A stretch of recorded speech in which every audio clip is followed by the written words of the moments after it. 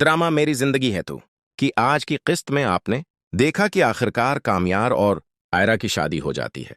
जिस लम्हे का सबको शद्दत से इंतजार था वो आ ही गया। नाजरीन खुश भी थे कि दोनों एक हो गए, मगर कामयार की हरकत ने उस खुशी को गुस्से में बदल दिया। शादी की पहली ही रात कामयार अपनी नई नवीली दुल्हन को छोड़कर क्लब चला जाता है और निश्चय की हालत में वापस घर आता है। ये मंजर देखकर आयरा का दिल टूट जाता है। उसे यही लगता था कि शायद उसकी जिंदगी में आने के बाद कामयार बदल जाएगा, मगर वो बदलना ही नहीं चाहता। आयरा से जो गलती अनजाने में हुई वो उसे माफ नहीं कर पा रहा, लेकिन फारिया को उसने बगैर किसी सजा के माफ कर दिया। यही बात आयरा को अंदर ही अंदर तोड़ देती है। आयरा पूरी रात सोफे पर बैठी गुजार देती है। सुबह जब वो कमरे से बाहर निकलती है तो दादू पर नजर पड़ती है और उनके पास जाकर पूछती है कि क्या कामयार रोज इसी तरह देर से और इसी हालत में आता है। दादू जवाब देती हैं कि कुछ अरसा वो ठीक हो गया था जब वो तुम्हारे साथ था, मगर अब फिर वही पुराना कामयार बन चुका है। दादू आयरा से कहती हैं, अब ये तुम पर है कि तुम उसे फिर से पहले वाला कामयार बना सको। उसे उन अंधेरों से निकाल लो जिनमें वो डूबता जा रहा है। इसी बात से हौसला पाकर आयरा कमरे में जाती है और कामयार को जगाने की कोशिश करती है, मगर कामयार जो 4 बजे से पहले उठता ही नहीं, गुस्से से बरस पड़ता है। तुम्हें क्या मसला है? क्यों मुझे तंग कर रही हो? तुम जानती थी मैं ऐसा ही हूं, फिर भी अपनी मर्जी से मुझसे शादी की।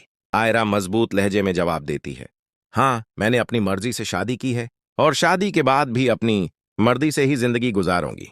अब उठो, शावर लो, कपड़े बदलो और वापस जाओ। ये सुनकर कामयार का गुस्सा और भड़क जाता है।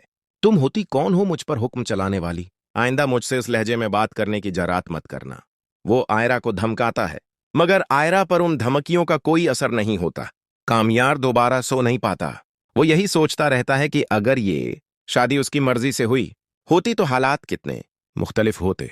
वो फैसला कर लेता है कि वो आयरा की कोई बात नहीं मानेगा।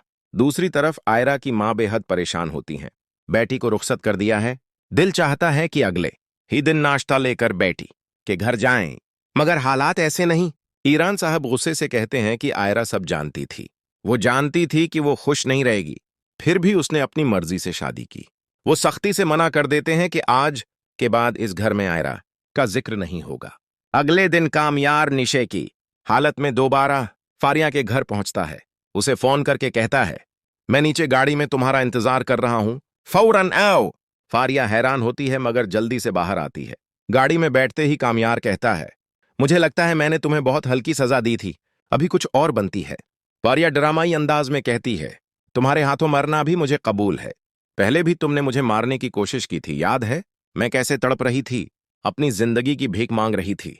ये सुनकर कामयार गाड़ी तेज रफ्तार से चलाने लगता है। फारिया खौफजदा होकर चीखने लगती है, कामयार गाड़ी आहिस्ता करो, कहीं एक्सीडेंट ना हो जाए। मगर कामयार किसी की नहीं सुनता और जानबूझकर गाड़ी टकरा देता है। चंद दिन पहले ही उसका शदीद हादसा हुआ था और अब वो खुद एक और एक्सीडेंट कर बैठता है। कहीं ना कहीं